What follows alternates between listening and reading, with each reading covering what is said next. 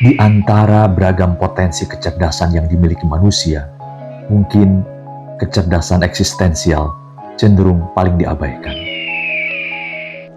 Kecerdasan ini terkait dengan pertanyaan-pertanyaan paling mendasar tentang manusia. Dari mana kita berasal, ke arah mana kita harus menuju, dan apakah kehidupan ini memiliki makna? Itu di antara pertanyaan paling fundamental tentang hakikat manusia.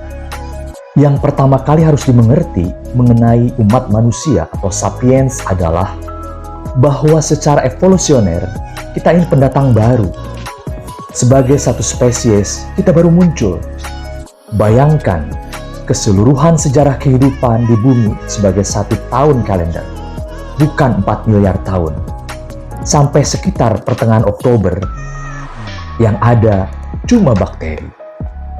Baru pada November kehidupan yang lebih kita kenali muncul dengan tunas, cabang, tulang, dan otak. Manusia bagaimana? Kita baru datang pada 31 Desember, kira-kira pukul 11 malam. Kemudian kita menghabiskan waktu berkeliaran sebagai pemburu dan pengumpul. Baru memasuki zaman pertanian pada jam 11.58 di malam hari. Dalam waktu yang sangat singkat, kemudian Homo sapiens memenuhi seluruh dunia dari tundra terdingin hingga gurun terpanas. Kita bahkan menjadi spesies pertama yang meninggalkan planet ini dan menginjakan kaki di bulan. Lalu, mengapa kita?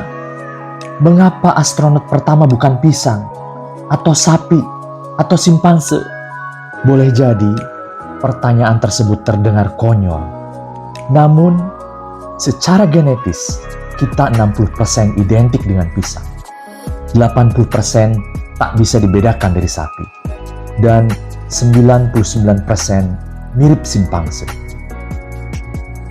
Mengapa perbedaan 1% tersebut dengan simpanse begitu besar pengaruhnya dalam sejarah peradaban umat manusia? Selama ribuan tahun, kita menganggap kedudukan istimewa kita bagian dari rencana ilahiyah. Sapiens dianggap lebih baik, cerdas, dan unggul dibandingkan makhluk hidup lainnya. Padahal, sesungguhnya kita merupakan hasil dari evolusi dan menjadi aktor dari bencana ekologis. Narasi tersebut memang tidak enak untuk didengarkan, tetapi begitulah keadaannya.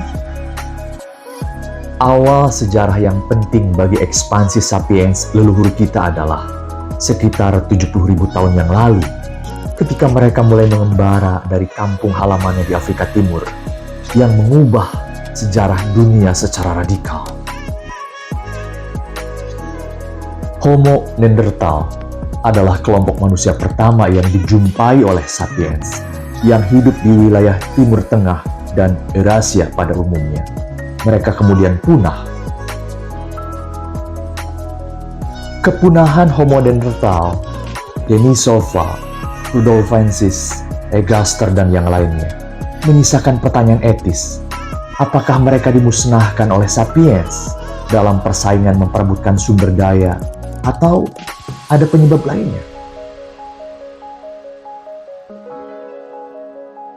Faktanya, kita saat ini sendirian mendominasi dunia.